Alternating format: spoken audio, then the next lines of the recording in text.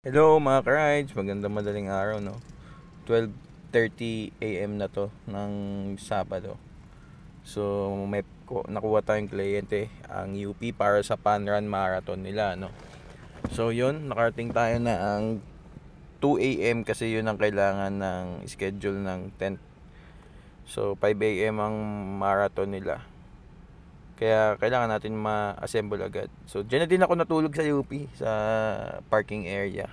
Hindi tayo pwede umuwi kasi medyo magastos sa delivery fee. So umuupa lang tayo ng sasakyan kaya kailangan tipid-tipid din. So yun, lumibot ako kung saan ko tinayo yung mga tent no para ipakita na sa inyo na na-cater natin yung tent na kailangan ng ating client dito sa UP. So may marathon ng UP Saturday yan, Saturday. Karoon sila ng marathon kaya swerte natin at na tayo ay nakuha. Ito sinusum in ko yung isang tent kung saan nakapwesto. Pakalayo. So ayun.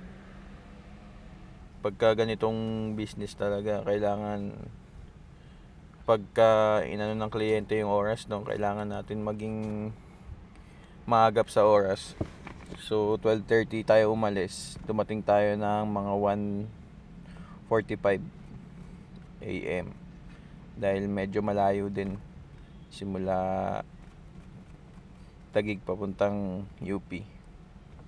So hindi naman natin kailangan magmadali sa pag deliver kasi may time frame naman sila. Ayun, nakita nyo yung dalawang blue na tent sa gilid no.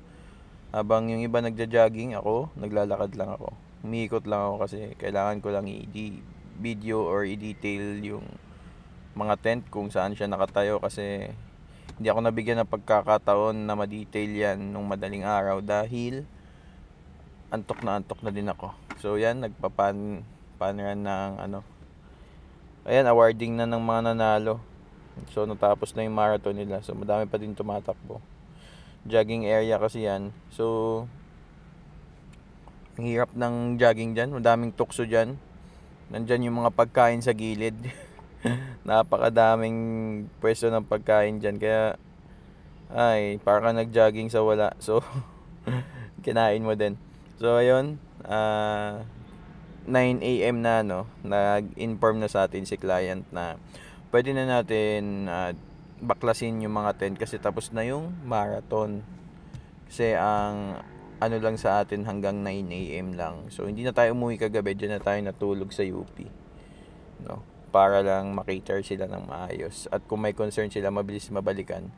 So mostly ng mga kinikater ko na client, lalo na pagka malalayo, hindi na ako umuwi. Tutulog na lang ako doon sa may area kung saan pwede matulog.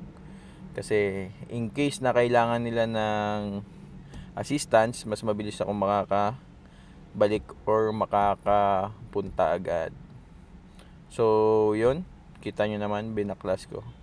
So usually talaga dapat ang nagbabaklas niyan dalawa. Kasi pag isa lang ang nagbaklas niyan, yung ginagawa ko, possible na nadadamage yung ilalim na part ng paa.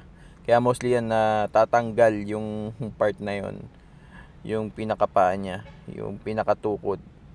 Kaya minsan yung mga nasisira ko na tent, kasi mostly every year nagpapalit kami ng tent. So kailangan yun dahil maintenance yun, safety ng rent, nag-rent, kaya kailangan palitan mo. So yung mga part na medyo okay pa, yun yung pinapalit namin. Gaya ng mga paa, kasi yan ang unang nasisira sa tent, yung paa. Lalo na pag maulan, kinakalawang hanggang maputol. So yun lang, kaya yan, kagaya niyan, dapat dalawa ang nagbabaklas. Dahil pag binaba mo yung isa, tutukod yung kabila, hindi na pantay. Tendency, nakabaliko yung paa, i-stretch. So yun lang sa mga nagbabalak din mag-business ng ganito in the near future.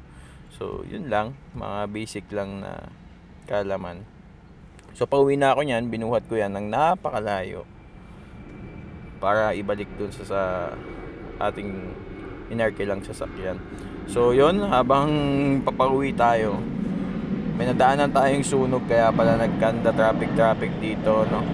Buti na lang naapula nila agad, no. Kaya kudos sa ating mga fire volunteer at saka BFP. Napaka agap sa pag apula ng sunog. So hanggang dito na lang, pauwi na ako na, no. One man team kasi yan. So salamat pala sa ating kaibigan na nagparkila ng sasakyan. Shoutout sa iyo, pre. God bless, ride safe to all. Goodbye.